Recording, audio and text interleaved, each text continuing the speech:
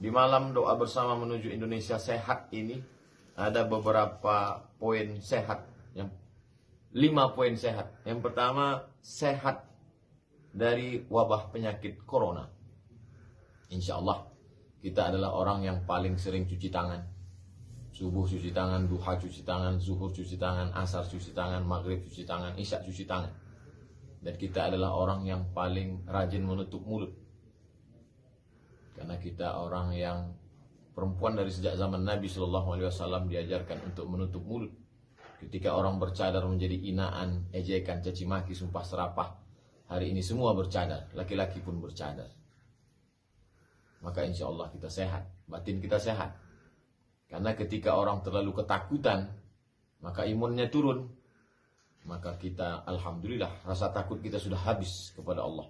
Sehingga iman kita pun kuat. Kalau iman kuat, maka imunnya kuat. Kalau imunnya kuat, maka COVID terbang melayang. Kalaupun dia mati, maka sudah takdir. Andai dia tidak kena COVID, dia akan mati juga karena batuk. Andai dia tidak mati kena COVID, dia akan mati juga karena tersandung ujung kakinya di tepi pintu. Begitulah keyakinan kita. Sehingga kita tetap berikhtiar. Karena kita ahlu sunnah wal jamaah. Ada al-kasbu wal ikhtiar. Yang kedua, sehat dari penyakit ketidakadilan.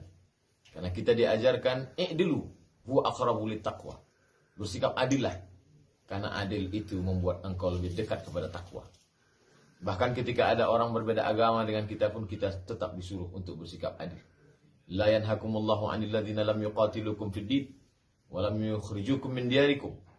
Walaupun mereka berbeda agama denganmu, selama mereka tidak mengusirmu dari kampung halamanmu, selama mereka tidak membunuhmu, antabarruhum, berbuat baiklah kamu pada mereka. Wa tuqsitu ilaihim, bersikap adillah pada mereka. Padahal berbeda agama, tapi kita disuruh bersikap adil. Maka insya Allah kita adalah umat yang sehat. Sehat dari ketidakadilan. 3, sehat dari penyakit kezaliman. Ittaquz zulma. Jangan sampai kamu berbuat zalim. Fa inna zulma zulumatun yaumal qiyamah. Karena kezaliman hanya akan menjadi kegelapan pada hari kiamat. Tiap hari, tiap malam kita berdoa kepada Allah dan mengaku kita orang zalim. Rabbana zalamna anfusana. Orang bertobat, dia mengaku. Allah Ta'ala mengatakan, la taqraba hadhihi syajarah. Jangan kau dekati pokok kayu ini. Fatakuna minaz zalimin. Nanti kau jadi orang zalim. Lalu kemudian ketika dia silap, ketika dia khilaf, dia mengaku, Rabbana zalamna anfusana wa illam taghfir lana wa tarhamna lanakunanna minal khasirin. Insya Allah kita sehat dari kezaliman. Karena kita diajarkan, walaupun tahajudmu banyak, walaupun sedekahmu banyak, walaupun masjid yang kau bangun banyak, walaupun orang luar biasa untuk beramal sosial, tapi kalau kau berbuat zalim, maka sesungguhnya kau akan dituntut di hadapan Allah. Faman ya'mal mithqala dzarratin syarran yarah. Sebesar biji sawi kezaliman, maka akan diminta pertanggungjawaban di hadapan Allah Subhanahu wa taala. Sebesar tapak kaki yang hitam. Tapak kaki semut yang hitam di atas batu yang hitam, di tengah malam yang kelam, di tengah samudera yang luas, akan dituntut di hadapan Allah Subhanahu wa taala. Kita selamat, kita sehat dari kezaliman. Yang keempat, sehat dari penyakit KKN. Datanglah Usamah ingin meminta kepada Nabi Muhammad SAW supaya diringankan azab Fatimah binti Aswad.